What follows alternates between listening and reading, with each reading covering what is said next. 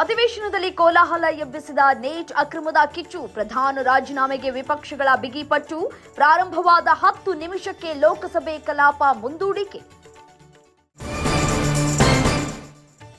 ಹೊರಗೆ ಮನ್ ಕಿ ಬಾತ್ ಮಾಡುವುದಲ್ಲ, ಸದನದಲ್ಲಿ ಹೇಳಿಕೆ ಕೊಡಿ. ಸಂಸತ್ಗೆ ಬರೋ ಮುನ್ನ ಧರ್ಮೇಂದ್ರ ಪ್ರಧಾನ್ ರಾಜೀನಾಮೆ ಪಡೆಯಿರಿ. ಮೋದಿ ವಿಡಿಯೋ ಸಂದೇಶಕ್ಕೆ ಮಲ್ಲಿಕಾರ್ಜುನ್ ಖರ್ಗೆ ತಿರುಗೇಟು.